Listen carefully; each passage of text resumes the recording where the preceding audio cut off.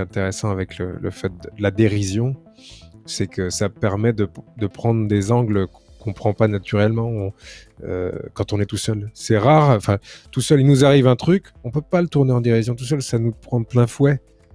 Et en plus, si on se retrouve à rire de notre problème parce qu'on le tourne dans un autre sens et qu'on le voit d'un autre angle, on fait oh là là, oh ma femme me quitte, oh mon Dieu, je vais être licencié. Ben, les gens nous prennent pour fous, on n'est pas normal, et là on a fait la boucle. Donc c'est pour ça qu'il faut qu'on soit ensemble en fait pour se détendre un petit peu et aussi ouais, c'est essentiel.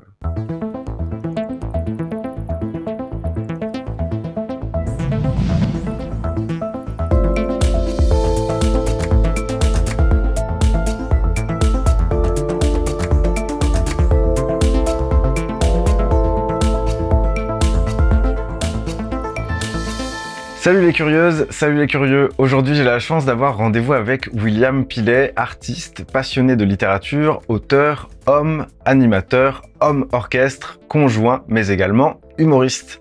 Bonjour William et merci beaucoup d'avoir accepté mon invitation. Merci Mathieu, enchanté. Ça se connaissait pas. J'ai cité beaucoup de casquettes et d'étiquettes te concernant, mais le tout étant plus que la somme des parties, ça met directement en avant le fait que tu n'es pas résumable à l'une d'entre elles et qu'on pourrait en donner beaucoup d'autres, sans pour autant parvenir à te cerner totalement, ce qui est, tu en conviendras, une très bonne nouvelle. J'aimerais également présenter Gaëtan qui sera à la régie durant toute l'émission. J'en arrive à ma première question pour toi, William. Est-ce que tu as déjà utilisé le mot d'extraterrestre pour t'auto-qualifier ? Je crois... Alors, m'auto-qualifier, non. En extraterrestre, non. J'ai une fois, en cherchant un petit peu pour le pitch, j'ai pensé... Les gens parlent mieux de moi que de moi, c'est souvent ça. On parle pas très bien de soi, on n'a pas tellement la vue d'ensemble, mais OVNI est venu, et récemment, extraterrestre est tombé dans un commentaire, donc j'en étais assez content. Ok, et quand t'étais petit, ce côté extraterrestre était vu ni de toi ni des autres ? Non, parce que je suis j'ai l'air exubérant avec cette coupe de cheveux et tout ça, mais je suis plutôt quelqu'un de normal, de réservé, et puis d'assez réservé. Donc non, j'ai mes petits quarts d'heure de folie depuis la jeunesse, mais rien qui ne prédisait un avenir sur scène. Ok, donc du coup t'as découvert ton extraterrestre en faisant de la scène, c'est un peu ça ? Ouais, je pense bien, ouais, parce que comment dire, on peut pas être tellement soi. Moi, je suis pas si drôle que ça en dehors de la scène. Donc, le fait de pouvoir faire du montage de ce qu'on va dire avant de le faire et de prendre des morceaux choisis et de se présenter sous un jour comme on veut, en fait, sur scène, c'est pas hypocrite à cet endroit-là. Donc, c'est plutôt libérateur et finalement, c'est une espèce d'extension de soi-même au bout d'un moment. Mais non, jamais avant la scène. Ok, intéressant. Ton spectacle, justement, s'appelle Normal n'existe pas. Quelles explications subjectives donnes-tu à cette affirmation ? Ah, normal n'existe pas. C'est à un moment de temps, on est le premier juge et bourreau de soi-même. Et comment dire, de temps en temps, moi, c'est pas tellement le regard des gens qui comment dire, a été compliqué au fur et à mesure des années. C'est plus le mien par rapport à moi-même. Et dans certains moments de mon existence, quand je me suis retrouvé, tu vois, à avoir des pensées particulières, parfois noires et tout ça, on peut se faire juger par des passes qu'on traverse. On dit ça nous traverse, mais ça n'est pas nous. Et on se dit, si je parle de ça à quelqu'un, d'une dépression ou de comment dire, d'une envie de changement de métier, tu vois, de choses déraisonnables, dans l'ensemble de choses qui sont pas normales, le caractère égal qu'on devrait avoir, tu sais, constamment. Eh bien, à un moment de temps, je me suis dit, on a tous ces espèces de tabous, cette peur, on va dire, de dévier de la norme, d'être jugé en fait pour un truc qu'on n'a jamais pu partager avec d'autres personnes. Et finalement, on finit par trouver des gens qui ont vécu les mêmes trucs et qu'il y a des passes dans la vie qui nous font sortir, on va dire, de notre égalité, de notre caractère égal. Et c'est complètement logique. On y est poussé par des raisons familiales, financières, sociales, amoureuses, et les passions, quoi. Et on peut pas toujours être normal, on va dire, l'espèce de bonne figure qu'on est censé présenter à tout le monde, y compris à soi-même, en fait, on se crée une espèce de reflet. Il y a un super truc que j'avais entendu une fois, c'est curieux, c'est que nous, on a le miroir, on a la caméra, mais c'est contre nature, dans le sens où de tout ton corps, tu peux voir tout, à peu près, sauf le dos, bien sûr, et ton visage. Et le premier truc auquel on s'identifie, c'est cette espèce de vignette, comme ça, là. On se dit, bah, c'est ça qu'il faut que je soigne pour les autres, et puis il faut faire vraiment attention. Mais on n'a plus le rapport à nous-mêmes, en fait, à ce moment-là. Et du coup, de revenir vraiment à l'intérieur, de voir ce que ton subconscient te suggère, de s'écouter un petit peu, et ben, de renouer avec l'intérieur, putain, ça fait du bien. Et de là, on peut déverser des choses intéressantes vers l'extérieur, et c'est des choses qu'on partage ensuite. C'est très obscur, j'ai l'impression. J'ai l'impression de partir un peu en cacahuète. Ah J'ai non, lu non, deux pas du dossiers tout, pas du tout. aujourd'hui. Je Ok. t'en prie, laisse aller les réponses comme elles viennent, moi ça me va parfaitement. Tu pratiques un humour absurde selon moi et espiègle qui a pour effet de réveiller l'enfant intérieur de chaque spectateur. Déjà, est-ce que tu es d'accord avec ça? Et puis ensuite, qu'est-ce que ça veut dire pour toi être adulte? Ah, ah, c'est cool ça. Oui, ouais, je suis d'accord avec ça, ce côté un peu espiègle, malicieux. Moi, j'aime bien revenir un peu à l'animal. Le fait que, ben voilà, on est des machines. Ok, on peut rire un peu de tête, mais le rire, on en parlait l'autre fois là sur notre tentative de podcast de la fois dernière. Euh, dans- Chez les animaux, le rire, c'est, enfin le rire. Oui, chez les singes, c'est le côté genre tout va bien. Je sais pas si, oui, j'avais dit ça, un singe qui tombe d'une branche, qui tombe de très haut d'un arbre, tout le monde fait oh oh oh oh oh oh, il se relève, non, non, tout va bien, ah ah ah ah, et cette espèce de truc là, comme quoi tout va bien, et et du coup, bah, le fait de provoquer des fausses chutes de branches, par exemple, donc une blague pour et de révéler le truc à la fin, et à côté genre la surprise, oh oh ah ah ah, et on est assez bien. Et la deuxième partie de ta question, c'était donc espiègle, et puis tu vois, je pars dans tous les sens. Euh, Ça veut dire quoi pour toi être adulte? ah voilà. Eh bien, je dirais que être adulte, c'est réussir à être ce qu'on veut être en se mettant suffisamment de discipline pour ressembler au personnage qu'on veut être in fine. C'est-à-dire ne plus, d'une part, se saboter, réussir à se discipliner de manière à aller au bout de ce dont on a envie et d'atteindre une certaine cohérence, on va dire. Une certaine responsabilité de ces adultes, on parle de responsabilité, euh, mais j'ai le sentiment, on va dire, l'impression que j'avais, moi, petit des adultes, en me trompant, hein, du coup, c'est que tu arrives à un moment donné de sagesse, de maturité, de cohérence avec toi-même, qui fait bah, que tu es le papa, tu es la maman, tu es en phase avec qui tu es. Et j'ai l'impression que c'est ça, on va dire. Alors, pour Ok. moi, c'est ça. Je sais pas si on prend la définition, c'est adulte. Chacun a sa définition. Moi, ça m'intéresse plus que la définition du dictionnaire, justement, que c'est ta définition à toi. Et justement, je me demandais, dans ce truc-là, ça te faisait pas peur donc de devenir adulte, ça te faisait envie du coup. Hmm. Ouais, moi, j'étais un gamin qui voulait être vieux, moi. Tout le monde sait. Ok. On veut, parce que, bah, comment dire, j'ai toujours admiré les vieux, moi. Il y a une espèce de détente, de je m'en foutisme, oh là là, j'ai déjà vu ça, j'en ai vu d'autres, tu vois. C'est le savoir, la sagesse et tout ça. Et puis ce truc-là aussi, en fait, que les vieux sont plus jugés aussi. Ils juste, ils sont vieux, ils sont mis dans la case vieux. Et comme j'ai des problèmes de dos qui font que je vais me voûter petit à petit, tu vois, le fait d'être un jour un peu bossu sous mon impair avec une canne, je pense que je serais bien là. Je sais pas pourquoi. Ok. Ouais, c'est désirable depuis le début, mais par contre, devenir un vieux, oui, mais peut-être devenir un vieux avec cet éclat dans l'œil, cet enfant intérieur toujours intact. Et donc, est-ce que devenir artiste pour toi, c'était l'assurance de pas devenir trop sérieux? Ou est-ce que c'est plutôt une discipline adaptée aux gens qui, comme toi, ne peuvent pas l'être? Ah.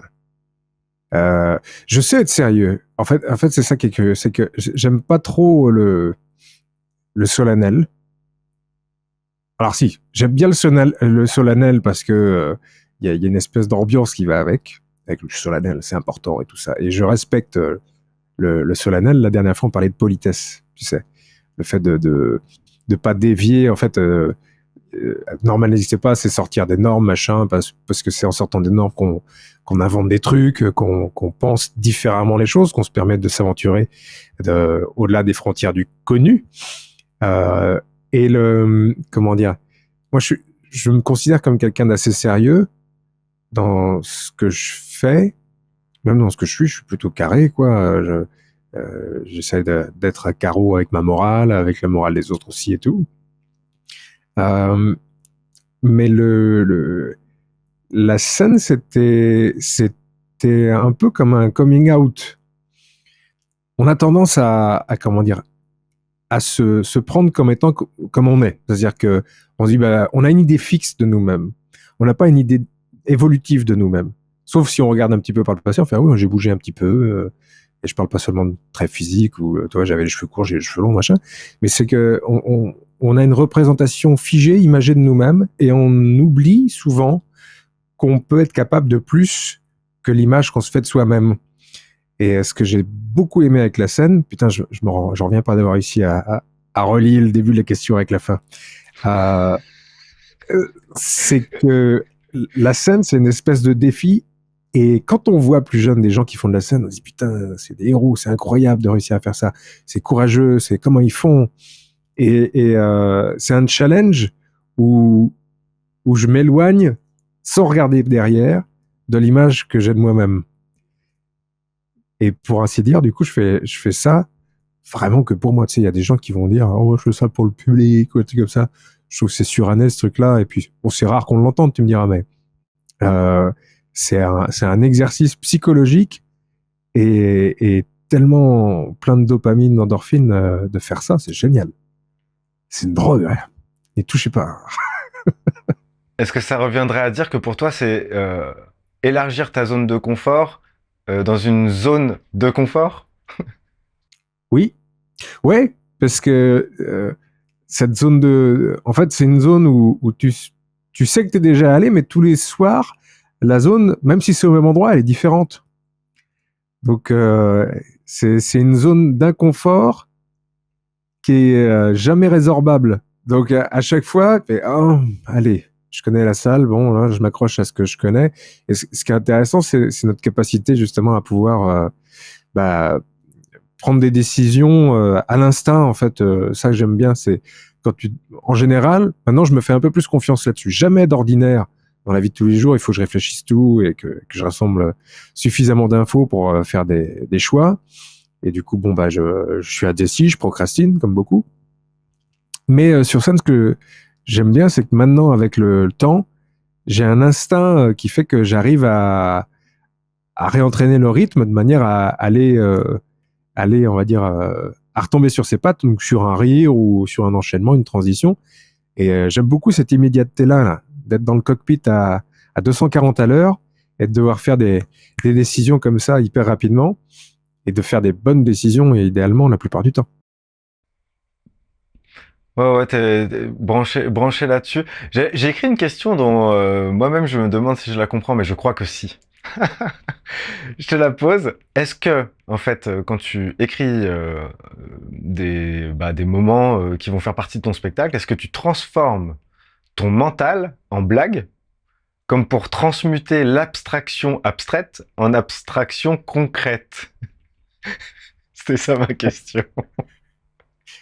Ouais, il faut aller chercher une espèce d'endroit. Maintenant, un truc que j'essaie de faire, parce que à un moment donné, pour pallier en fait au mauvais ego euh, que j'ai, on parlait pareil de l'autre fois, j'essaie de me rappeler de ce qu'on avait dit, mais j'avais parlé de c'est de l'ego. Et il y en a qui ont un gros ego, on parle souvent de l'ego, de celui qui écrase les autres. Et il y a quand même celui qu'on a, qui écrase nous-mêmes, qui a une mauvaise opinion de soi et tout ça, le fameux syndrome de l'imposteur, etc., etc. Donc du coup, ce que j'avais réussi à faire un temps, c'était plutôt que de critiquer tout de suite en fait l'idée qui venait, sans lui laisser le temps de se développer, bah, plutôt que d'abord m'imaginer l'affaire, donc de la garder abstraite sur le côté mécanique, tu sais, genre bah, là on est là, et puis est-ce que le bon mot va là? Ce que je faisais dans un premier temps, c'est que j'imaginais certains de mes héros de l'humour faire cette blague-là en français ou en anglais. et imaginer si la salle en face répondrait. Et ensuite, l'étape d'après, c'était m'imaginer la faire, donc à vue à la troisième personne, comme dans un jeu, comme si j'étais assis dans le public en face de moi et puis j'étais metteur en scène, et du coup de se dissocier de l'idée que tu as eue. Et puis bon, bah, tu regardes concrètement dans ta tête si ça marche ou pas. Et le fait de se dissocier de l'idée, parce qu'il y a des gens qui vont se dire, putain, j'ai eu une mauvaise idée, oh, je m'en veux, je suis coupable d'avoir une mauvaise idée, je suis nul. Non, les idées, comme on disait la dernière fois, ça j'en suis sûr, on en a parlé, c'est qu'elles nous traversent, et puis nous, bon, on les chope, et puis bon, elles sont empaquetées, donc il faut les ouvrir, développer, voir où ça mène, mais on n'en est pas responsable, on est juste responsable d'être à l'écoute de ce qui nous traverse, et ensuite de passer tout ça au tamis. Et du coup, bah, d'une part, ce recul par rapport à soi-même, donc sans s'impliquer dans la démarche d'idéation, et d'autre part, en n'ayant pas, comment dire, de culpabilité par rapport au fait que bah, toutes les idées qu'on sort, c'est de la merde. Et bah, de là, curieusement, on peut en accumuler suffisamment des idées plus ou moins bonnes jusqu'à ce que, bah, au bout d'un moment, dans la mine, il y a une grosse pépite. Ouais, là c'est la désidentification dont il est question pour ne pas prendre personnellement la réussite ou bah, la non-réussite d'une idée qui nous vient et donc ne pas se juger soi-même à l'aune de cette idée en disant bah si elle est bonne c'est que j'étais bien ouvert pour recevoir quelque chose d'intéressant et Ouais. puis si jamais elle est mauvaise bah c'est juste que j'ai capté un truc et que j'en ai fait quelque chose de moins intéressant que ce que je pensais, un Ouais, truc comme ça. j'aime bien la métaphore de la mine. C'est-à-dire que tu sais qu'il y a une mine entre nos deux oreilles, et il y en a des gens, moi j'ai une mine, j'ai une mine. Ah, il y a quoi dedans? Je sais pas, jamais allé. Donc ça, bon, il y a des gens, tu vois, ils savent plus ou moins qu'ils ont une mine, il y en a, ils savent pas. Et puis il y en a d'autres qui font, j'ai une mine, mais j'ai peur du noir. Et puis il y a peut-être comment, c'est pas du mazout, c'est pas du gasoil, c'est Du grisou. du Coup grisou. de grisou. Donc j'ai les jetons d'y aller. Donc j'y suis allé un petit peu, j'ai ramené 3 cailloux, un peu petits, je les ai passés au tamis pour les avoir cassés. Bon, j'ai trouvé 3 pépites de merde. Bon, et en fait, tu parlais en fait de la désidentification par rapport au succès. Ben le- si la pépite elle est quelque part, le seul succès c'est de la ramener à la surface, d'essayer d'identifier ce que c'est comme pierre, comme voilà, si on va garder l'or pour le truc, et d'aller chercher encore et encore et encore jusqu'à épuisement total. Et la bonne nouvelle, c'est que il n'y a pas d'épuisement possible, puisque bah, en dehors de notre tête, il y a un monde à l'extérieur. Donc non, ouais, je pense que le seul truc dont on peut être content, c'est quand assez régulièrement, on a le courage de descendre forcément tout seul dans notre mine. Ouais, ouais, cette image, elle me parle bien. Et puis il y a ce truc-là que tu mets en avant, qui est simplement le fait d'avoir bah, une immensité à l'extérieur de nous, qui est beaucoup plus importante que notre petite personne et qui nous traverse en permanence, ce qui fait que on n'aura jamais fini. On n'aura jamais fini d'explorer, et on est Mm. juste quelque part une sorte de traducteur de ce qui nous traverse si on a envie d'y prêter attention. Et donc il y a l'infinité dans laquelle on est contenu qui est quelque part rassurante dans la façon dont tu l'éclaires toi, et puis moi je le ressens de la même façon. Et donc on se rejoint là-dessus. C'est pas vertigineux cet infini, c'est juste l'assurance du fait qu'on peut ne jamais s'ennuyer en y prêtant attention. Mm. Ça, parce que bah, ça c'est du Alan Watts, mais il disait c'est quand même dingue, c'est qu'on fait partie de l'univers. Donc là, bon, ça part, hein. Ça part, mais j'aime bien ces questions. Euh, il fait, par exemple, nous, on fait partie de l'univers, on a des yeux, on a une pensée, et c'est l'univers qui se regarde à l'intérieur de lui-même. C'est-à-dire que dans l'univers, il n'y a pas d'humains, à un moment donné, il y a des humains, il y a des yeux, il y a des cerveaux, et on fait partie de tout le business, on est fait des mêmes atomes et machin que ce qu'on trouve un peu partout, et ben du coup, on peut regarder ce qui nous a constitué. On va faire, putain, ça c'est c'est dingue, c'est dingue. Et l'extérieur ne fait sens que parce que notre cerveau bah, transforme la lumière en signaux nerveux, le son tout est décrypté. Donc l'extérieur, il existe pour nous qu'à l'intérieur de notre tête aussi. Et c'est ça qui est aussi particulier, c'est que même si on est entre guillemets tous pareils, et ben qui dit qu'il n'y a pas un cerveau qui voit les choses un peu différemment, puis oui, ça existe en plus des cerveaux qui voient les choses différemment, même ne serait-ce que si on parle daltonien et tout ça. Donc, bon, on s'est éloigné de l'humour, mais Non, mais t'inquiète, dis- c'est très bien. disons que, ouais, il y a, ce qui est génial, c'est on a le cerveau qui est livré sans notice. Il existe, il est là, et puis bon, bah, on essaie juste de faire des expériences avec ce qui se passe dedans, quoi. Donc, ça m'intéresse énormément de travailler sur des, comment essayer de chasser une ombre avec une flamme dans ma tête. Je dis putain, je suis sûr que ça marche comme ça, peut-être qu'il faudrait que j'essaye ça, et faire des espèces d'expériences de pensée. La dernière fois, je te parlais, et puis après, j'arrête avec ça, de cette espèce de sas dans la tête qui s'appelle le système d'activation réticulaire, qui est une espèce de partie entre le subconscient et le conscient, qui est identifiée et qui fait attention qu'aux choses qu'elles doivent faire percevoir au conscient. Ce qu'on disait qu'il y avait 6500 pensées qui nous traversaient la tête. Si on devait faire attention à chacune d'entre elles dans une journée, on deviendrait fou. Donc du coup, il y a moyen de reprogrammer cette espèce de système-là, cette espèce de porte de passage qui mène les choses à notre attention, et de se dégager de certains biais. C'est pour ça aussi qu'on reconnaît des trucs qui nous intéressent. Il y a ce syndrome-là qui s'appelle le syndrome de Baader-Meinhof, qui fait que tu prêtes attention à un nouveau mot, par exemple. Tu prends, je sais pas, une connerie, carotte. Tu apprends le mot, tu es hyper content, et dans la semaine qui suit, tu te rends compte que bah, tu chopes le mot carotte dans une conversation avec des gens en fait qui viennent de passer, ou tu le vois dans un magazine, ou c'est écrit sur une publicité, un truc comme ça. Tu fais putain, je le vois partout. Oui, parce que tu es devenu alerte à un truc en particulier qui ne t'intéressait pas avant et qui était toujours là auparavant.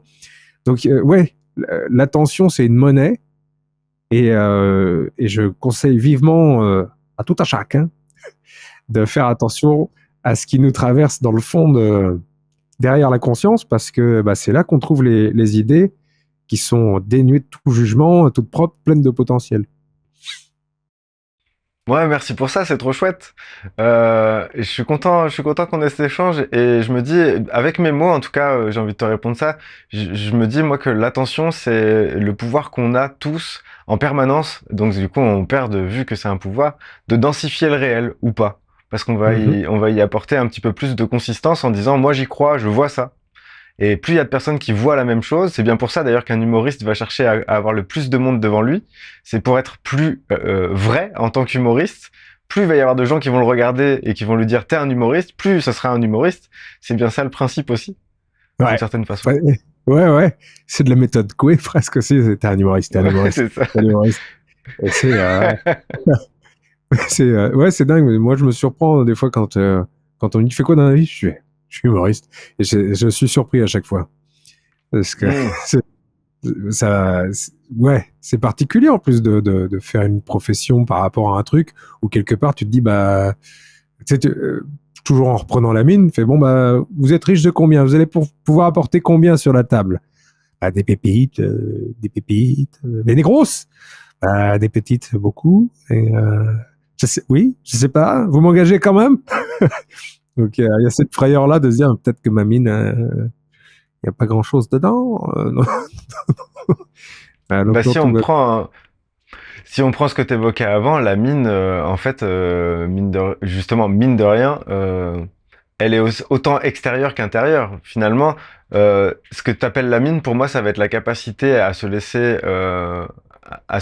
interpeller, taper sur l'épaule par des choses qu'on n'avait pas prévues, pour être Hmm. à l'extérieur de cette confirmation de ce qu'on connaît déjà, et d'où la soif d'apprentissage qui peut se saisir de certains d'entre nous pour ne pas focaliser toujours sur les mêmes choses et pour passer de carotte à chou-fleur avec plaisir le lendemain, et puis au bout d'un moment, tu connais tous les légumes et tu passes à autre chose.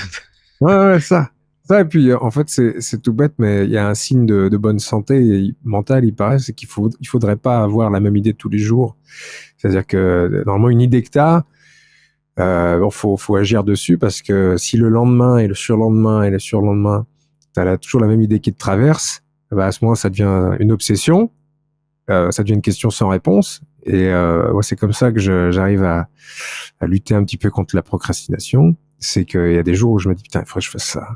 Et le lendemain, je me réveille, c'est le jour de la marmotte, putain, il faudrait que je fasse ça, il faudrait que je fasse ça. Et au bout de typiquement 10 jours, je m'insupporte, je me révulse. Et là, je me jette sur la solution de l'activité en question ou du travail en question pour faire, mais je veux pas être condamné à avoir ce truc-là à faire tous les jours dans ma tête sans que ce soit fait, qui repousse comme le foie de Prométhée, là. Genre, c'est jamais fini. Et je veux découvrir d'autres trucs. Et là, par exemple, cette semaine, il y a un truc que je devais faire et que je faisais pas par peur, par perfectionnisme, tout ça. Et là, je vais m'acquitter de cette dette envers moi-même aujourd'hui parce que je suis en colère contre moi. Je suis en colère. Tu veux nous en parler? Non, pas plus. Non, pas Ah, plus. ok, ok, c'est ok. C'est des projets perso, tu vois, qui me viennent en tête. Ok. Et puis, j'exécute rien. J'exécutais pas. Et pour revenir sur ta question sur être adulte, je pense qu'être adulte, justement, c'est pouvoir prendre à chaque jour suffit sa peine. Et puis faire des choix conscients. Vraiment de prendre des décisions. C'est ça, être adulte, de prendre des décisions, prendre responsabilité de ce qu'on fait, parce que c'est ce qu'on fait qui nous amène à ce qu'il arrive des choses, qu'il nous arrive des choses. Et si on fait rien, il se passe rien. Donc voilà. Il y a des gens dont c'est le, il y a des gens dont c'est le mantra, c'est pourvu qu'il ne m'arrive rien. Ouais. Et c'est triste. C'est triste. Dans un sens, Mais oui. j'ai vu un truc hier qui fait que il parlait du cerveau reptilien qui est vachement comme ça, qui est l'ennemi du moindre effort. C'est qui est en économie, qui fait bon, on reste en sécurité avec de la bouffe, au chaud. L'idée c'est la survie. Donc dès qu'on sort de notre zone de confort, il y a ce truc-là qui est quand même ancré dans nos têtes depuis bien plus longtemps que le néocortex qui est devant là, celui qui est censé contenir la conscience. Et du coup, en fait, on réagit de manière animale, donc souvent de manière un peu feignante, sans réfléchir, dire au plan d'action qu'on est censé mener pour justement satisfaire aussi cette espèce d'animal peureux à l'intérieur, quoi. Donc Mhm. ouais. Bah Ouais, après, ça. même assez ironiquement, j'aurais presque envie de remercier les personnes qui ont peur que des choses leur arrivent, ce qui fait que des gars comme moi peuvent se sentir aventuriers en faisant des trucs complètement insignifiants. Mais non, c'est ça, c'est que dès qu'on, c'est même, il n'y a pas besoin d'aller jusque sur la Lune ou de gravir une montagne. Puis on a trop d'exemples auxquels se comparer. Et c'est le plus grand voleur du bonheur, la comparaison. Euh, Il y a juste à faire un truc qui va nous faire sentir différents. C'est, je sais plus, je crois, pareil, je sais plus si c'est Einstein ou quoi, mais la folie, c'est de faire tous les jours la même chose en attendant un résultat différent. Et c'est vrai que le seul truc qui peut fonctionner, c'est de faire des choses différemment un peu tous les jours, si on veut pas vivre tout le temps la même chose. Pareil, il y a une super théorie d'Alan Watts par rapport en fait à la vie qu'on veut rêver. Sans danger, sans qu'il nous arrive rien du tout. Il fait, imagine que tu veuilles aller dormir ce soir et que tous les soirs tu puisses rêver, mais vraiment ce dont tu as envie. Tu choisis ce dont tu rêves. Tu vas choisir, je sais pas moi, d'être riche, de plaire à tout le monde, d'avoir un succès fou, machin. Tu vas rêver de confort, tu vas rêver de choses très agréables. Et au bout d'un moment, admettons que tu rêves l'équivalent d'une vie de 75-85 ans dans ta tête en une nuit, ou toutes les nuits comme ça, où tu rêves l'équivalent de toute ta vie, et c'est un long fleuve tranquille, bien au chaud, ou bien, hein, et au bout d'un moment, tu vas vouloir qu'il t'arrive des trucs. Tu vas avoir envie d'être surpris, tu vois, d'avoir des trucs auxquels tu t'attends pas, parce que il y a énormément, il paraît, de riches qui s'ennuient parce qu'ils font tout ce qu'ils veulent et puis ils sont en sécurité, machin, et ils ont envie de plus en plus de sensations fortes, de trucs qui les font se sentir vivants, et souvent ça vient par l'adrénaline, l'inconnu, l'inconfort. Donc Tout à fait. voilà, c'est ce truc-là. Et bah du coup j'avais envie d'aborder avec toi en partant d'un truc que je connais chez toi, même si en fait on s'est croisé que quelques fois, mais il y a quelque chose moi qui me saute aux yeux et qui doit sauter aux yeux de toutes les personnes qui te croisent en dehors de la scène, sur scène, dans la vraie vie, enfin je sais pas. C'est une bienveillance profonde. Et je me demandais à ta connaissance, est-ce qu'elle est là depuis toujours ou est-ce que tu as été contraint de la faire émerger? Non, non, je peux être content déjà, merci. Euh, non, non, je sais pas, je suis comme j'aimerais bien qu'on soit avec moi, quoi. C'est une espèce de, j'essaye, en fait, ce que j'aime bien, moi, avec le côté scène, et puis j'ai travaillé dans le social auparavant, c'est que dans, dans l'altruisme, bah déjà, tu t'oublies un peu, et, euh, et comment dire, bah, la bienveillance, ça fait créer des liens, quoi. Le rire, c'est le premier truc, on veut baisser le bouclier en faisant marrer, en rigolant. Et comment dire, non, non, je sais pas, je crois pas pour autant, tu vois, je suis pas religieux, tout ça. Donc, j'ai pas envie d'équilibrer un karma, tout ça. Mais là-dessus, je trouve que d'être cordial, gentil, poli, de, de, de, de laisser un bon souvenir de manière globale, tu vois, à- aux gens que tu croises, même 2 minutes, euh, c'est facile et c'est agréable. Et j'ai l'impression que c'est pas non plus, comment dire, forcément commun, quoi, la bienveillance, parce qu'il y a toutes ces guerres d'ego, il y a tout le monde qui est un peu enfermé à l'intérieur de soi. Moi, je suis relativement égocentrique. Je pense tout le temps à ce qui se passe dans ma tête et tout. Et des fois, j'en oublie un petit peu à regarder, euh, bah, tu vois, d'être avec mes proches et tout ça. Mais plus il y a de travail côté scène, plus j'ai envie justement de me retrouver des barbecues, des apéros, des soirées où, parce que c'est ça la vie. Et ça, des soirées, des barbecues, des apéros, on le fait qu'avec des gens avec qui on échange une certaine bienveillance. En vrai, il y a rien qui, on dit on peut pas rire de tout avec tout le monde, mais rien n'empêche d'être ami quand même. Ah, ta petite fin de la phrase. Du coup, bah, merci pour ce partage parce qu'en fait, si tu veux, la bienveillance, justement, bah, comme à peu près toutes les notions que je peux envisager, pour l'instant, moi, je suis un peu là-dessus. Je suis sur le fait que si je souligne ta bienveillance, c'est que c'est pas une bienveillance volontaire, volontariste même, je dirais. C'est-à-dire que, en fait, je sens que ta bienveillance, elle est incarnée et justement, c'est pas une histoire de ne pas vouloir un certain karma dans l'avenir ou je sais pas quoi. Et du coup, c'est ce qui fait qu'elle me parvient comme quelque chose d'agréable.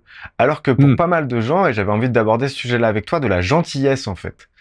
Pour pas Ouais. mal de gens, la gentillesse, ça va pouvoir être une brèche dans laquelle va pouvoir potentiellement s'incruster une malveillance, une manipulation, parce que on va plus facilement vers les gens qui sourient dans la rue pour leur dire «Hey, t'aurais pas 2 minutes?» que sur les gens qui font la gueule, tu vois, par exemple. Et je me dis, la gentillesse, pour certaines personnes, pourrait être confondue, j'imagine, avec une certaine propension à l'ouverture et à l'intrusivité, ou l'intrusion, je sais Ouais. pas, parce que l'intrusivité, c'est Ouais, un peu ouais, la je vois. française, cette histoire. Il y a des gens Tu qui vois vont se l'idée, quoi. masquer comme ça. Ouais, ouais, ouais, je vois tout à fait vers quoi tu vas. Ouais, il y a des gens qui jouent de ça pour gagner la confiance, mais derrière, on voit le poteau rose très rapidement. Euh, et, et quand je dis poteau rose, je pense par exemple à des gars, tu vois, qui vont draguer et du coup, tu vois, qui offrent un visage, on va dire, avenant, machin, mais confiance, croise en moi. Et, euh, et oui, c'est, comment dire, non, je sais pas, moi, j'ai toujours marché à la confiance plutôt qu'au tison. Euh, donc, quand on me prête confiance, j'ai envie de rendre le double. Euh, parce que parce que c'est une monnaie quand même, mais euh, justement, enfin, il s'agit pas d'arnaquer les gens par rapport à la personnalité que tu as vraiment et tout ça. Donc, je sais pas, je suis pas quelqu'un de colérique ou d'emporter. Et, euh, et j'aime pas en fait faire subir, j'ai des humeurs, mais j'aime pas faire subir ça aux autres. Donc il m'arrive des fois de pas pouvoir du tout être sociable, où j'ai besoin je peux pas. Il y a des jours en fait où je pourrais, où j'ai aucune empathie, mais en lien avec ce que je fais, avec la scène, quoi, je trouve que l'empathie c'est hyper important. Euh, Parce qu'en face, on a des gens qui viennent pour s'ouvrir, on va dire, Et on en parlait l'autre fois.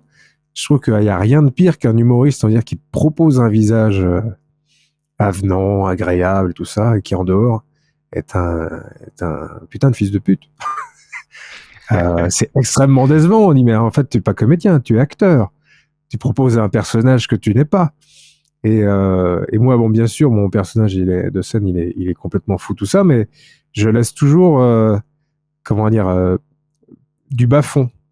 C'est-à-dire que je veux pas qu'il y ait de trop de mystère par rapport à qui je suis, ou parce que ça rend plus accessible aussi, je pense. J'ai rien à recéler. Euh, et je déteste, on va dire, décevoir de manière générale.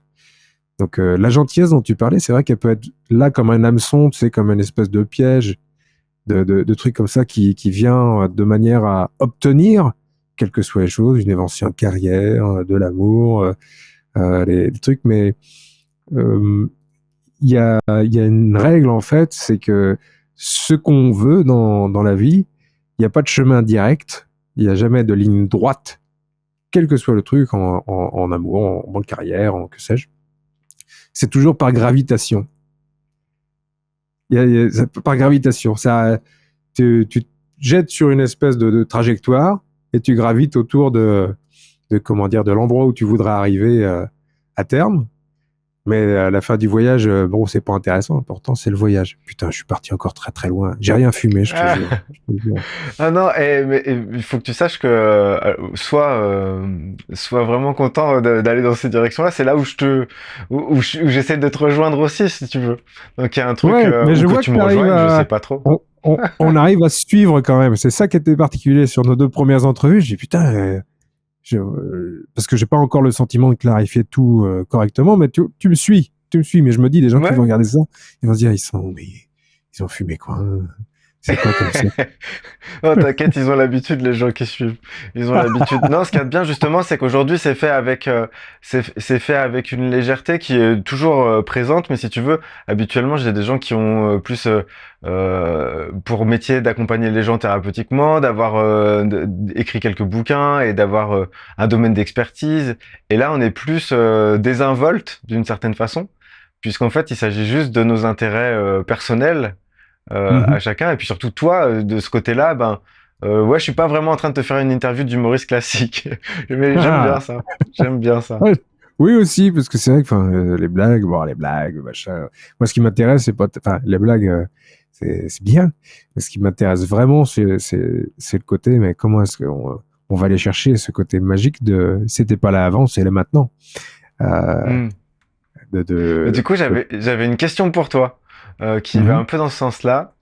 Et je me disais, quel est pour toi le plus grand mystère auquel tu aimerais avoir une réponse? Euh, alors, c'est pas la mort, parce que je me suis fait une idée, machin. Mais,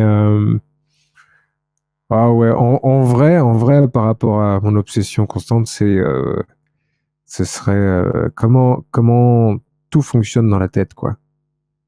Comment tout fonctionne, alors pas forcément d'un point de vue biologique, organique, tout ça, parce qu'on a avancé là-dessus et je me tiens informé régulièrement sur surtout sur bah, voilà quels sont les effets du sommeil, qu'est-ce qui se passe dans le cerveau, machin. Mais j'aimerais bien qu'on ait plus de peut-être pas de contrôle sur ce qui se passe dans la tête, mais qu'on arrive à, on va dire, à insérer des logiciels dans nos têtes plus facilement.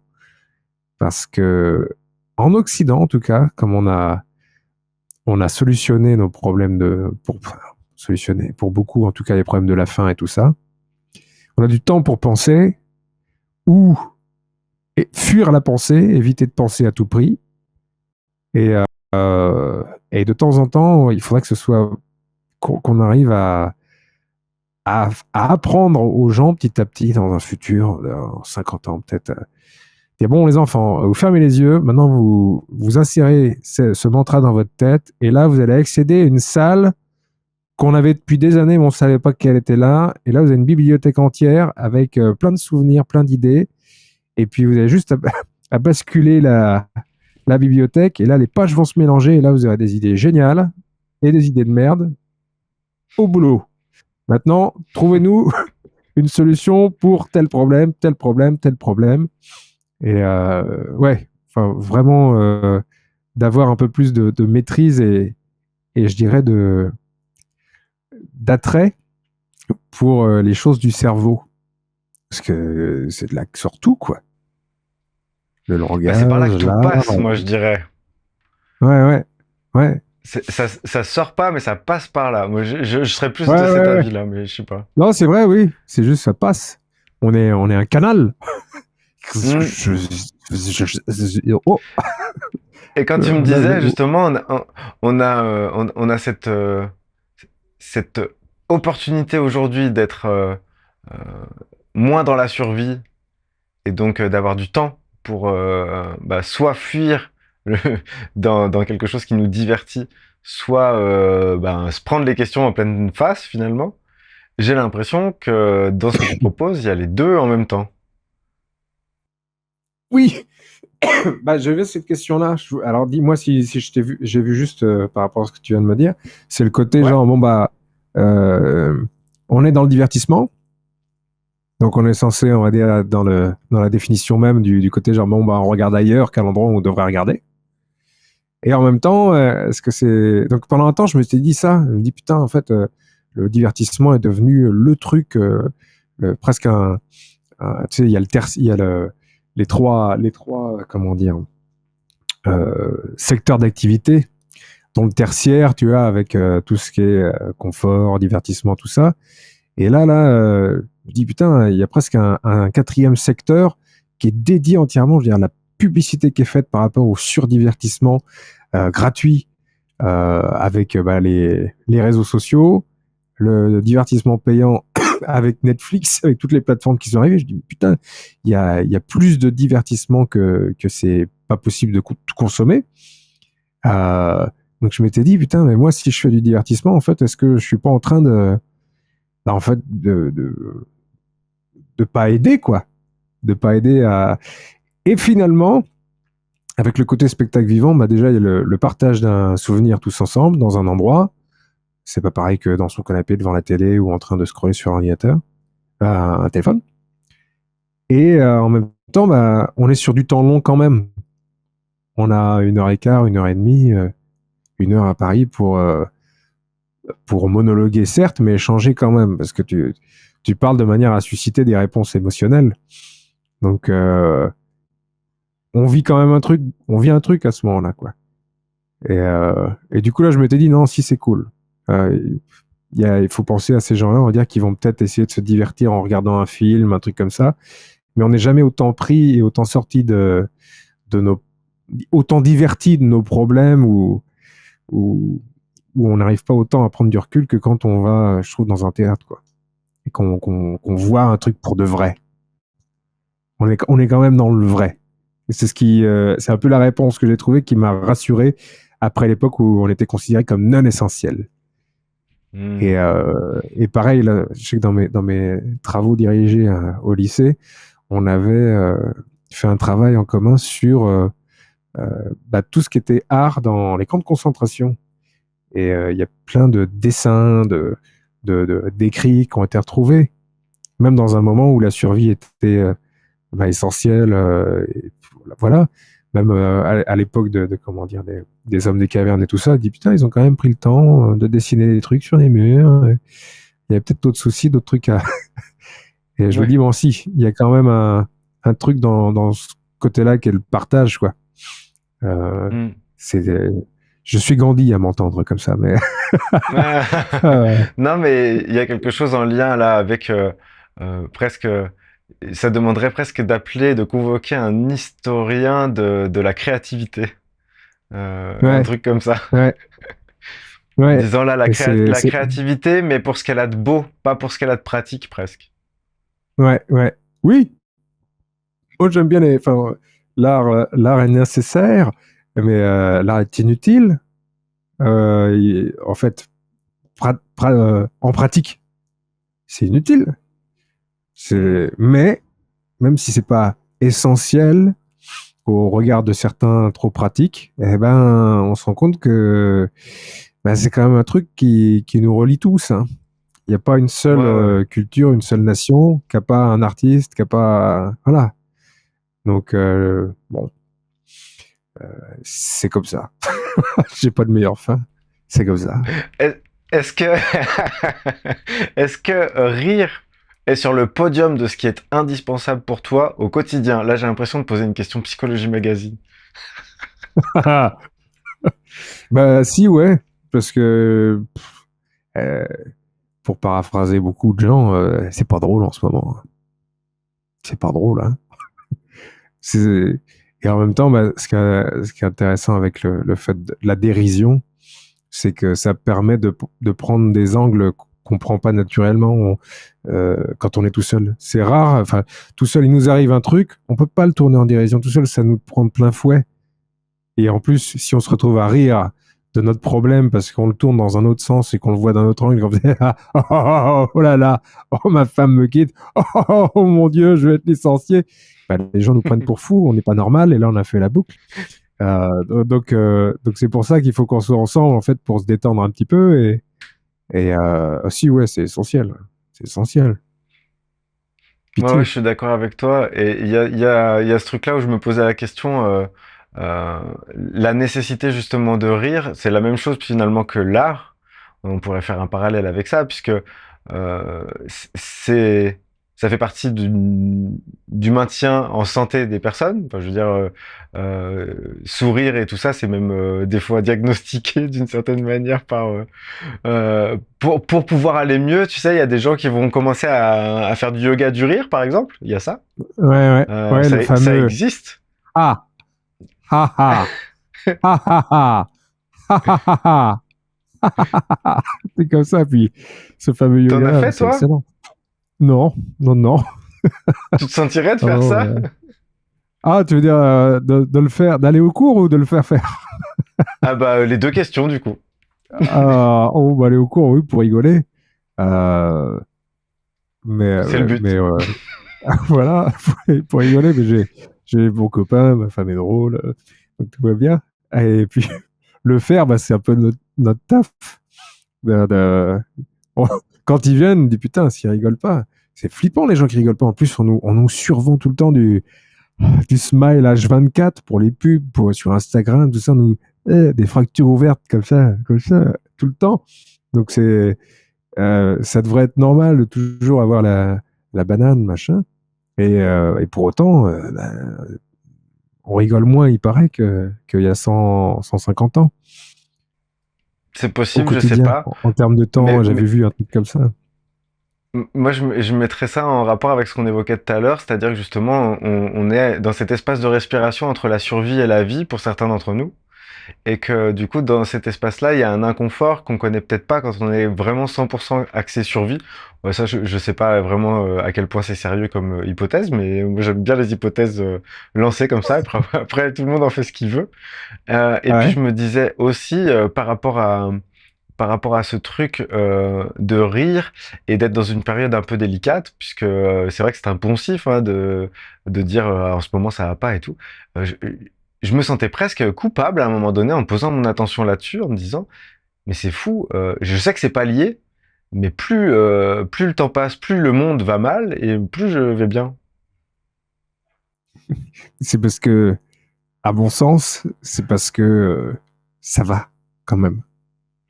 Enfin, je veux dire, je sais pas pour toi personnellement, mais si on regarde les informations tout le temps, ils disent, c'est une météo des morts, quoi. Ils te montrent une carte, ils te mettent là, il y a eu un tremblement de terre, ça fait tant de morts. Là, il y a eu un bus, il est rentré, oh, il y a des enfants, ils sont morts. Là, il y a un avion qui a crashé, ils sont morts. Là, ils ont faim. Là, ils ont, entre guillemets, juste faim. Donc, ça fera pas la une. Et puis là, il y a une guerre, donc il y a beaucoup, beaucoup de morts. Donc, on est bombardé par ça, et en même temps, et je parle depuis Nantes, depuis la France, on est dans une époque où ça va, parce que on a une espérance de vie qui est certes plus longue, même si ça justifie pas de travailler plus longtemps, à mon sens. On a des moyens de survie médicaux, tout ça, qui font que bah, quand il nous arrive un problème dans nos organes et tout ça, on a moyen de savoir ce que c'est et on a la plupart du temps, heureusement, moyen de traiter ça. il y a plus de guerre d'armes et d'épée. On n'est pas, on va dire, condamné à être paysan dans un premier temps, comme à une certaine époque. Puis, oh, il y a un roi qui se fâche avec quelqu'un d'autre et on a envoyé à l'autre bout. Ça arrive encore à certains endroits. Mais pour nous, ça va. Il y a plein de gens pour qui ça va. On n'est pas, la plupart du temps, on n'est pas menacé de mort, ni par notre voisin, ni par, comment dire, ouais, une troupe d'un pays voisin qui arrive. Nous, ça va. Et en fait, c'est vrai que les infos, ils regardent tout ce qui va pas et ils mettent le point et l'accent chez nous, où il y a des problèmes sociaux, et des problèmes financiers, des trucs comme ça, mais où l'insécurité par rapport en fait au fait de se faire tuer ou de voir, encore une fois pour la plupart d'entre nous, réussir à manger à sa faim n'est pas un problème. Et ça libère tellement de temps et du coup ça permet en fait d'aller mal pour d'autres choses parce qu'on a besoin d'aller mal, j'ai l'impression. On a besoin de voir les problèmes et c'est ça qui marque le plus. On est plus marqué par les problèmes et c'est juste, il faut opérer. Et pareil, il faudrait qu'il y ait des cours plus jeunes d'optimisme en fait, de voir en fait le bon, the bright side of life. C'est vrai. Ouais, je te rejoins, et ça me fait partir dans plein de ce que tu évoques là. Alors, évidemment, ça peut choquer certaines personnes, et donc du coup, c'est pas le but. Hein. Je tiens à le préciser, c'est pas dire vous allez bien, c'est juste dire nous on discute et on va bien Oui, bien sûr. dans un monde qui dit un monde qui dit qu'il va mal. Et Ouais. je me permets de noter le fait qu'il y a un biais cognitif il y a plusieurs biais cognitifs. Alors, je sais pas s'il y a un nom pour ça, je l'ignore. C'est simplement, tu sais, si tu demandes aux gens s'ils pensent qu'ils conduisent mieux que les autres, ils sont 85% à penser qu'ils conduisent mieux que les autres. Et Ouais. là, je pense aussi que j'avais entendu, en tout cas, beaucoup de gens pendant les confinements se poser la question, ça va, toi? Et donc tout le monde dit ouais, c'est la merde et tout. Et en fait, la réponse de la plupart des gens répondait non mais pour moi ça va, mais c'est pour les autres. Et donc il y a une espèce de Ouais. biais comme ça où je Ouais. pense que si on se donnait l'autorisation d'être autonome affectivement parlant, Ouais. on aurait beaucoup plus de joie à l'intérieur de nous parce qu'on serait moins dispersé, moins vaporeux et mélangé avec ce qu'on pense être la réalité, qui est les 3-4 images qu'on en a par jour, qui sont C'est ça. justement impactantes Ouais. à Ouais. dessein, puisque ce qu'il faut, c'est qu'ils gardent notre attention. Donc si c'est pas grave, on va pas rester. Il y a un truc Ouais. comme ça. Non, c'est vrai. C'est bien de dire comme ça, de le préciser, parce que ce que je mettrais aussi pour clarifier un peu, pour comment dire, choquer personne en disant, mais ça va, nous. C'est que, voilà, ouais, je sais pas ce que tu peux traverser en ce moment, voilà. On a tous un problème est un problème. Moi, je fais pas de hiérarchie des problèmes, on va dire, tu vois, notamment, comment dire, du problème de quelqu'un par rapport à quelqu'un d'autre, tout ça. Chacun a ses problèmes à régler et les vit différemment. Bon. Ensuite, c'est juste que je catégorisais, tu vois, des soucis, des problèmes, on va dire, qui me semblent encore plus difficiles à surmonter, en fait, par rapport à, on parlait de l'évolution, tout ça, mais comment dire, on est dans une époque où là où tu vois cette espèce d'impression de ça va pas trop, moi je la tiens, on va dire, surtout de mon passé dans le social, où je bossais avec les étudiants. Et bon sang, comme j'ai été étudiant juste avant de bosser avec les étudiants et que ça devienne mon taf, bah, j'ai vu année après année, on va dire, des gens toujours du même âge, tu vois, arriver à 18, 19 ans, et puis chercher leur chemin de vie, ce qui n'est pas évident déjà, c'est quand même une grosse chose à porter, les ambitions personnelles ou les ambitions de la famille pour soi, machin, trouver sa place dans ce monde, c'est pas rien, c'est pas rien. Donc ça, c'est un gros problème, donc c'est un fardeau quand même, il faut le réfléchir. Euh, on a pas, on a comment dire, il y a merde, j'étais parti sur ça. Et donc là, comme tu parlais du confinement, moi, j'ai beaucoup pensé aux étudiants à ce moment-là, parce que je me suis dit, putain, c'est déjà une époque de la vie qui est assez compliquée, d'essayer de fit in, de trouver son endroit, de trouver qui en est, tout ça. Et en plus, là, on se fait retirer des 2 années de vie qu'on récupérera pas. Et moi, ce qui m'inquiète un petit peu, c'est les problèmes mentaux de tout à chacun. Parce que je pense que quand je dis ça va, c'est que je pense qu'on n'a pas tellement, pour la plupart des gens, de problèmes matériels, de problèmes par rapport au fait de se nourrir et tout ça. Il y en a, bien sûr. Mais je pense que les plus gros soucis qu'il faut dans des pays développés qu'on s'apprenne à gérer, c'est le mental.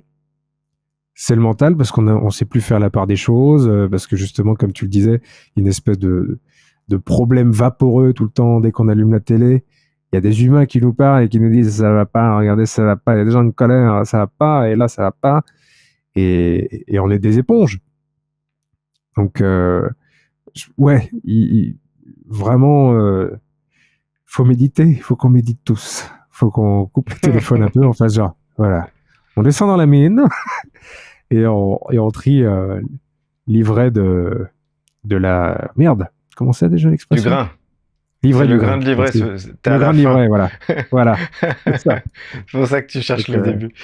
ouais, ouais. Je suis désolé d'avoir fait cette parabole, mais c'est vrai que Ah euh, non, je t'en prie. comme, enfin, moi, j'apprends aussi ce que je pense, tu vois, en t'en parlant là. Et, euh, et c'est vrai que le meilleur moyen, on va dire, de, de commencer, on va dire, à régler des problèmes intérieurs, des angoisses, c'est de rigoler. Donc j'ai l'impression un petit peu qu'on est médecin. Il y a même une association qui s'appelle le Rire Médecin. J'aime beaucoup ce nom d'assaut, cet assaut. Donc là, tel que tu me vois, je suis bon, moi, toujours angoissé et des trucs comme ça, mais je suis heureux dans ma vocation parce que je lui ai trouvé un sens et que bah, ça permet de surmonter un peu tout. Si demain on devait manquer de tout, être en guerre et tout ça, bon, bah, je sais pas si je serais appelé à me battre et compagnie, mais du temps de chaque guerre, il y avait des amuseurs et, euh, et c'est pas pour chercher une planque, hein. c'est, c'est que même dans ces moments-là, bah, c'est utile, quoi. Je suis en Mais du train de coup, ouais, vendre je le me rire. On est en dis. 2023. En train de dire, faut rire, hein. Ça fait du bien à tout le monde, hein. Genre, prenez des places. Si, Je si, me le dis, rire, en c'est fait, bien. dans ton spectacle, on est d'accord, hein, l'absurde, c'est un des ressorts principaux que tu utilises. Et donc, je t'avais, je pense, déjà posé cette question-là, mais je te la repose parce que je l'aime bien. Est-ce que c'est faire passer l'absurdité générale subie à une absurdité maîtrisée, drôle? Et donc, du coup, il y a le fait de transmuter l'absurde pour en faire quelque chose d'agréable et montrer le pôle positif de l'absurde alors qu'on baigne dans son côté négatif si jamais on se laisse faire, en fait, quelque part. Attends, c'est le temps qu'elle arrive. euh, bah, en fait, je pense avoir saisi ta question. Je vais être honnête, je suis pas sûr de l'avoir, de l'interpréter correctement, mais tu me diras au bout de la réponse s'il y a de ça. Euh, Ok. euh, ce que j'aime bien, c'est le côté inattendu. C'est euh, le côté, bah, mince, on s'attendait pas à voir ça. Et puis, c'est aussi la mécanique de la surprise et du rire. C'est, on va à un endroit, oh, il y a un truc qui se passe, on savait pas que ça viendrait, et on savait pas que ce serait là. Et l'absurde, de manière générale, en fait, ce qui est curieux, c'est qu'on comprend pas forcément. Dans un premier temps, en tout cas, c'est toujours bien de rendre ça accessible et puis que ce soit pas de l'absurde gratuit, genre, bah, en fait, ça n'a ni queue ni tête, et puis basta. Mais cette espèce d'inconfort de l'incompréhension du moment où on est un petit peu sidéré ou où on ne sait pas encore ce qui nous arrive. Je parle des gens en face de moi sur scène. J'aime bien cette espèce de moment, on va dire, qui est légèrement inconfortable, où on comprend pas et où curieusement, eh ben on a justement curieusement la curiosité de vouloir savoir pourquoi est-ce qu'on en est arrivé là. Euh, et en fait, tout ce qui est absurde, tout ce qui nous paraît absurde, je veux dire, quand je pense en fait, l'autre jour, là, on conduisait de nuit et puis on avait l'éclairage public et tout. Euh, Pourquoi est-ce qu'il fait nuit? Il y a une époque, il faisait jour, il faisait nuit, et il fallait inventer des raisons sans vraiment savoir pourquoi, sans arriver à une certitude. Ça a un nom, ça. Sans arriver à une certitude, et on devait se dire bon bah voilà, c'est comme ça. C'est absurde. Il fait jour, il fait nuit, il fait jour, il fait nuit, il fait froid, il fait chaud, il fait chaud, il fait froid. Pourquoi? Toujours à peu près. Oh, si on observe un peu, il y a une logique là-dedans. C'est à peu près un... Et nous, on a le bonheur de... Je trouve que c'est génial de vivre à cette époque-là parce que nous, on sait. Ce qui est bien, en fait, dans ce... Tu sais, quand je disais nous, ça va, c'est même par rapport au passé, c'est que on peut savoir tellement de choses, tu vois. On n'est pas laissé sans réponse pour plein de choses. Il y a des questions fondamentales où on ne sait pas. Mais tu vois, j'ai retrouvé justement, parce que ça s'appelle l'acatalepsie, en un mot. Ouais. L'acatalepsie. C'est la problématique de ne jamais réussir à atterrir sur une vérité et une certitude ultime. On a des certitudes très très cool, quoi. On sait qu'il fait jour, c'est le soleil, voilà. La Terre tourne autour du soleil. À une époque, il y a quelqu'un, Giordano Bruno, en 1600, il fait... Je crois que c'est pas le soleil qui tourne autour de la Terre. Putain, il nous remet nos certitudes en doute, là. On le brûle.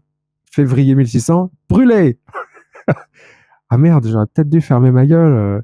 Je sais plus lequel des deux, Galilée ou je sais plus qui avait attendu avant de parler de ces hypothèses, de peur de remettre les certitudes, superstitieuses de tout le monde en jeu. Et du coup, en fait, c'est ça qui est intéressant, c'est qu'on peut faire des hypothèses. Et ce que j'adore avec la science, c'est qu'on peut ensuite confirmer. En fait, ah, c'est bien, c'est ça la vérité, ça c'est une certitude. Et Jusqu'à preuve du contraire. Jusqu'à preuve du contraire. On est dans une simulation, ce fameux truc-là. On est des intelligences artificielles créées il y a des années, qui sont en train de créer des intelligences artificielles qui seront comme nous dans quelques années, qui croiront que machin. J'aime beaucoup ces espèces de poupées russes de l'abstrait comme ça. Et en fait, ouais, pour retomber sur l'absurde, il y a plein de choses qui sont un peu plus claires, mais tout est tellement absurde. C'est-à-dire que on est des animaux qui se cherchent un sens. D'un point de vue purement biologique, on est là pour manger, boire, dormir, se reproduire. Bon, a priori, tout le monde fait ça, c'est ça qu'il faut faire. Et ensuite, comme on a un peu plus de matière grise et de conscience que comment dire, que les animaux, j'allais dire non, parce que je pense que les animaux ont une conscience, mais ils ont des problèmes plus simples aussi. Ils ont des problèmes plus simples. Donc ouais, l'absurde, ça fait peur. Et on y est confronté sur des questions un peu plus ultimes, mais peut-être moins qu'à une époque où rien ne trouvait réponse. Pourquoi une plante pousse, machin, qu'est-ce qui fait que dans une petite graine, machin, que... Il y a toujours eu des explications, moi, je pense. Enfin, je sais pas, hein, j'imagine, il y a toujours eu des explications. En fait, aujourd'hui, elles sont plus rationnelles parce que la rationalité et la science s'en sont mêlées. Mais juste avant, c'était empirique et c'était superstitieux et c'était dogmatique. Mais ça avait le même rôle, en fait, finalement, de calmer un peu le vertige.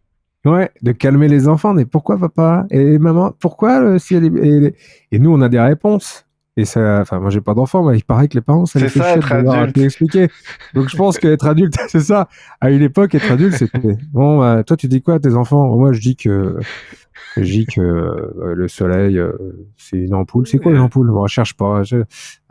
Dis-lui ça. Et puis, ils avaient une espèce de catalogue de réponses à tout pour pouvoir faire taire les enfants jusqu'à ce que la curiosité s'éteigne. Et puis, tous les plus grands scientifiques et les plus grandes scientifiques, finalement, c'est des enfants qui sont jamais devenus adultes. C'est peut-être pas plus mal qu'ils continuent à garder une certaine curiosité. Donc, ouais, c'est ça, la curiosité quand elle n'est pas... une curiosité vivante, en fait, je crois que c'est presque ça que je qualifierais d'enfant intérieur, je sais pas pourquoi.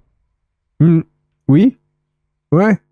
Parce qu'ils ont des questions, en fait, parfois simples, mais qu'on se pose plus parce qu'on se dit, ça, on a dû avoir la réponse. Et c'est intéressant de se poser des questions simples, parce que c'est des questions auxquelles on a la réponse. Donc au moins, là, on est au moins satisfait de ça. J'ai envie de te proposer un moment où je te pose des questions et assez rapidement pour essayer de changer le débit, pour voir ce qui sort de toi Okay. à ce moment-là où le débit change. Ça te va? Ok, oui, je vois. On va faire un peu mitrailler ta question. Mm-hmm. Du coup, ma première question c'est... Non! Quand as-tu pleuré pour la dernière fois? L'année dernière. Mais de joie. Quelle place? Ah, de joie? Ouais. De joie, de tristesse, mais aussi, mais le dernier qui me vient, c'était de joie, ouais. Ok, Je pleure super. souvent de joie, moi. Et du coup, on passe rapidement. Mais donc, la Pardon, dernière fois pardon. que tu as pleuré de joie, c'était il y a un an Oh, et l'année de dernière, ouais. joie. Ouais. Non, mais sinon, j'ai envie d'y aller, moi. C'est moi que je régule en disant ça, hein. C'est pas toi. Ok, ok. Bah, c'était par rapport à des accomplissements avec la scène et tout ça, là, quand il se passe de belles choses. Trop bien. Ça, là, ouais, ouais. Ça, et puis la demande en mariage et qu'elle a dit oui, pleurer. Ouais, si, ouais, je pleure plus souvent de joie qu'autre chose. Ouais. Tu raconterais cette demande en mariage, t'as fait quoi? J'ai foiré la demande, c'était nul, on s'était limite fâché et tout. Et je me suis dit, on était en voyage en Tunisie. Et, euh, et comment dire, ouais, le séjour se passait pas très bien. Et à un moment donné, je me suis dit, bon, bah là, j'ai pourri l'ambiance est pourrie. Donc la bague, elle va faire un trajet extrêmement long entre la France, la Tunisie, elle va revenir en France et puis elle va pas sortir de la poche. Et du coup, en fait, sorti dans le désespoir du moment, je dis, j'ai fait un tour de magie à ma femme et je fais apparaître la pièce. Quoi? C'était vraiment pour toute personne qui finira par demander quelqu'un en mariage, faites pas de plan, ça se passe. Pour toutes les histoires que j'ai eues, même d'autres camarades, ça se passe jamais comme prévu. Jamais. Mais du coup, ça fait des sacrés souvenirs. Chouette. Merci pour ton partage. Je repars en mode Ouais, mitraillette, ouais, ok? ouais. Quelle place occupe le doute pour toi? Quotidien. Ok. Le doute Donc c'est déraisonnable qui est tout le temps là. Ouais, une petite musique ouais, incessante sur ouais, laquelle tu te constant. branches ou qui te branche. Ouais. Et puis j'avais des tocs, moi, plus jeune, qui me suivent encore un peu, donc euh, j'ai peur que des fois d'arranger malgré moi le monde qui m'entoure comme une espèce de machine de Rube Goldberg où si je mets pas cet objet-là à cet endroit-là, quelqu'un va trébucher dessus, va tomber sur le coin de table, se péter la nuque, tomber sur le carrelage. Ensuite, il y a du sang, comme il y a cette inclinaison qui va sortir d'un orifice, m'atterrir sur les mains, et j'aurais tué quelqu'un de j'aime, et en plus, on m'accusera d'un meurtre. Tu vois, enfin, des espèces de, de, de bizarreries comme ça, un interrupteur qui est mal fermé, le gaz, la porte, peur de perdre des trucs, machin. Donc ouais, Ok, c'est une petite mélodie ouais, constante, ouais. ok. Ouais. Quelle place occupe la colère chez toi? Euh, elle est infime mais éruptive. Éruptive pas dans le comportement, mais elle est sinueuse. C'est plus comme une murène. Tu vois comment ça se terre dans les bas-fonds, une murène? C'est affreux la murène. Ouais, C'est affreux. ouais, j'ai une murène. Mhm. On voit pas qu'elle est là et on est. Yeah, yeah. C'est tout. Elle sort pas plus. Mais c'est affreux. Est-ce que tu t'aimes? Et si oui, est-ce que tu veux bien nous partager comment tu t'aimes? Euh, j'ai comment dire. J'ai cessé de. Alors, physiquement, intérieurement, machin. En vrai, j'ai cessé de me poser la question parce que, comme je disais en début, on n'est pas censé avoir une opinion de soi, si ridicule, parce que elle est forcément partisane, subjective, et ça fait pas avancer le schmilblick. Le,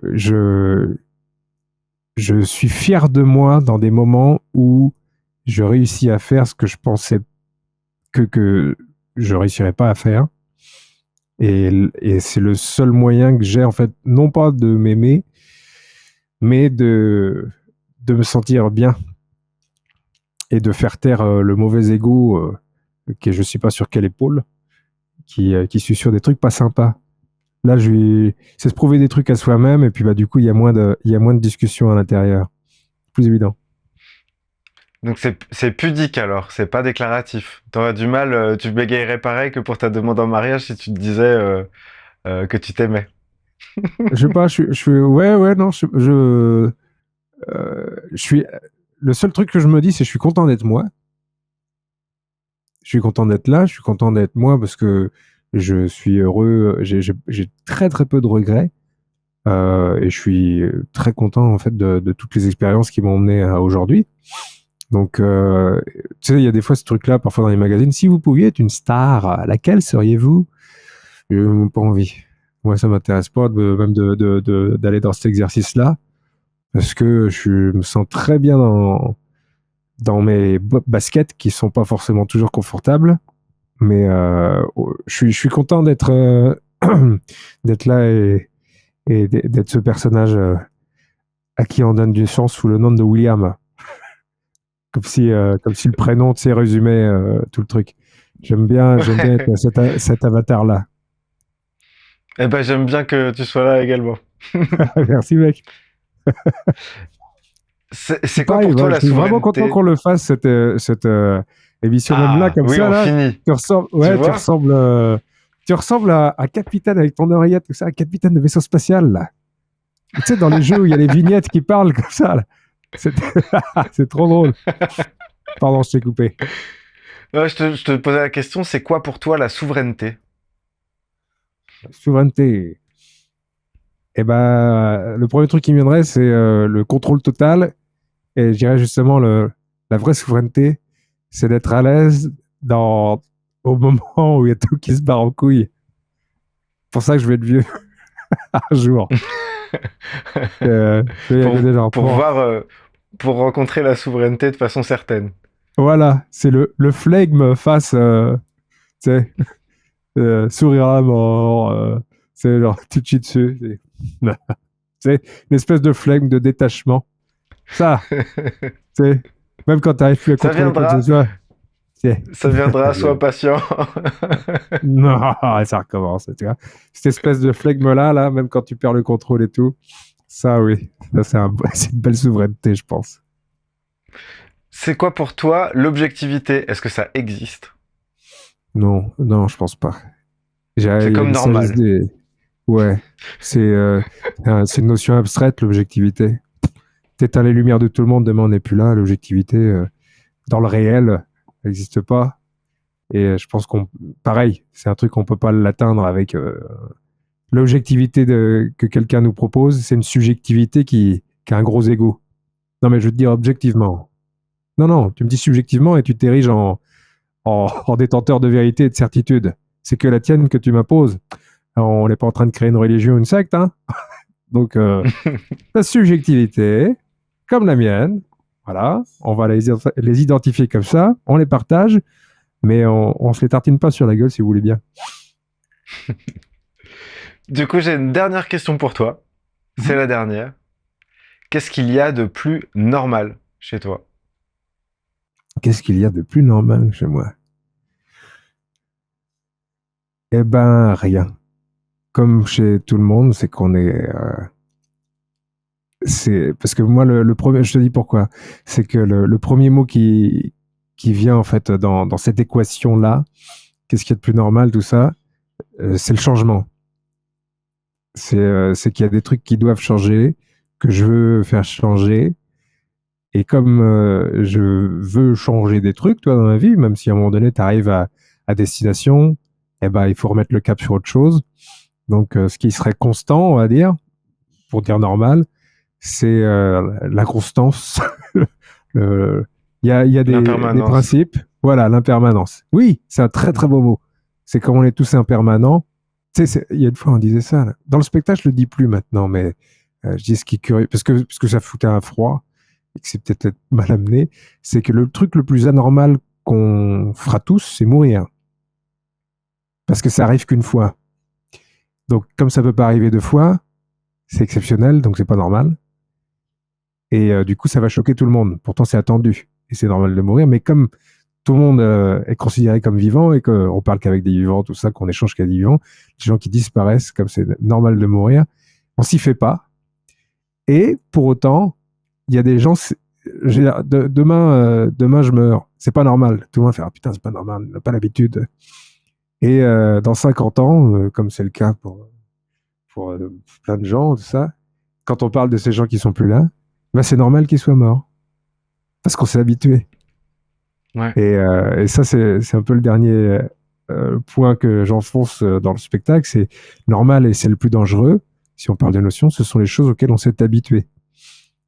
Et s'il y a des choses qui deviennent normales, bon, il y a des choses qui ne devraient pas le devenir, parce que c'est comme ça qu'on se fait avoir, qu'on nous habitue à nous donner des réponses systématiques. C'est la même réponse qu'on t'a donnée depuis des siècles et des siècles. Donc c'est cette réponse-là, c'est normal. C'est dangereux parce que aussi on se surprend plus de rien. Et si on questionne des choses qui sont normales, à ce moment-là, bah déjà, on peut avancer, faire évoluer des choses qui nous semblent normales, qui sont comme elles sont. Et d'autre part, en fait, on peut s'ébahir un peu plus de choses en fait qui sont normales.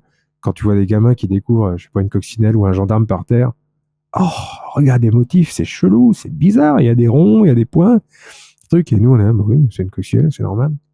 C'est normal. C'est triste. Donc, ouais, non, c'est une notion aussi putassière que le doute. À la fin du spectacle, je dis, c'est habituez-vous à vous déshabituer. Et c'est pas tellement pour être drôle ou quoi que ce soit, mais moi, ça m'aide. C'est habituez-vous à vous déshabituer et doutez de vos doutes parce qu'il y a que ça qui les bute. Et donc, ouais. T'as essayé de me piéger avec cette question, mais j'ai bien aimé. Non, c'était pas du piège. J'aime bien la Non, direction que ça peut j'entends. prendre, en tout cas.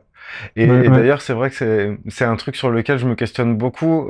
J'avais envie d'écrire là-dessus en montant sur scène et en essayant d'être drôle. J'ai pas réussi à être drôle avec le sujet de on s'habitue à tout. Et moi, c'est un truc qui me travaille beaucoup. Et on ouais. s'habitue au pire, on s'habitue au meilleur. J'ai un peu écrit là-dessus vite fait. Mais je trouve ça incroyable, en fait. Ce phénomène d'habituation où la meilleure histoire d'amour peut devenir fade si on la réinvente pas. Et la Mm, pire situation peut devenir normale si jamais on la questionne pas et on s'imagine pas en dehors. ouais, Et du ouais. coup, cette faculté qu'a l'humain de s'habituer à tout, vraiment, elle me questionne et elle m'impacte beaucoup. Je sais Mm, pas si t'as un truc à rajouter là-dessus. en fait, par rapport à ce truc-là, en fait, moi, j'ai juste, j'ai pas pu tellement non plus. Enfin, le spectacle participe à, à dire qu'on peut s'habituer à tout en l'espace d'une heure. Et que moi, il y a des choses que dans le spectacle, enfin, je spoil, mais dans le début du spectacle, j'ouvre ma veste et puis j'ai les tétons à l'air. Mon t-shirt est découpé, il y a des trous. Il y a des trous, il y a mes tétons qui sortent. Les gens sont choqués, ils rigolent.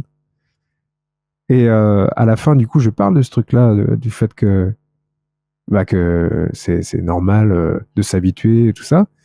Et je leur dis, mais imaginez que quelqu'un arrive dans la salle, là, maintenant, et que, comment dire, elle sera choquée par des choses que vous ne voyez même plus. Et là, je repointe les tétons, et les gens font, ah oui, c'est vrai, ah, c'est vrai. Et du coup, bah oui, c'est juste, on peut juste pointer du doigt l'évidence, mais il n'y a pas tellement d'autres moyens de faire, si ce n'est que de se rendre compte de ça. Il n'y a pas de modèle alternatif, j'ai l'impression. Ouais, Peut-être pour bah c'est ça qu'on avec ça n'arrive pas à qu'on. trouver des blagues, tu vois, des trucs genre, bah, on pourrait peut-être faire comme ça, on pourrait peut-être. Mais ouais. Oui, ou là, bah, il faudrait partir sur un modèle absurde, quoi. Donc à voir, Hmm. je suis encore dans la recherche des fois. Bah, je trouve ça super en fait parce que dans ce que t'évoques, t'arrives à jouer la surprise dans un premier temps au début du spectacle et rien que le temps du spectacle, à la fin, les gens quand tu ramènes l'attention là-dessus, ils ont complètement oublié à quel point c'était surprenant. Et du coup, Ouais. c'est le fait que tu le soulignes. Ouais, moi je trouve Mm. que c'est une belle, tu vois, c'est à la fois une belle fin de spectacle de revenir là-dessus et de dire, regardez maintenant, pour vous c'est tout à fait normal que je sois sapé de cette manière-là. C'est plus une Mhm, mhm. question. Ouais. Et je trouve que c'est une super fin d'interview aussi. Donc du coup, Merci. bah franchement, j'ai passé un super moment avec toi, je te remercie Merci beaucoup. beaucoup, pareil, j'ai pas eu le temps passer, donc ravi d'avoir pu la faire. Ouais, et bah ouais, ouais, je suis Troisième coup. content.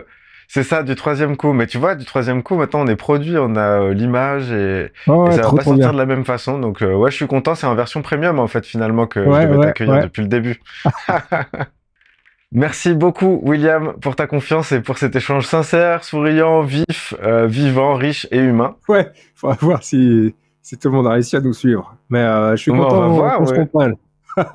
Ouais. Les liens pour accéder à ton travail sont disponibles sous cette vidéo. J'aimerais également remercier Gaëtan pour son aide précieuse, son soutien indéfectible et son esprit de synthèse. Et puis enfin, merci à toi d'avoir regardé cette vidéo. N'hésite pas à réagir dans les commentaires, à t'abonner bien entendu, et n'oublie pas, la curiosité est un joli défaut. Salut!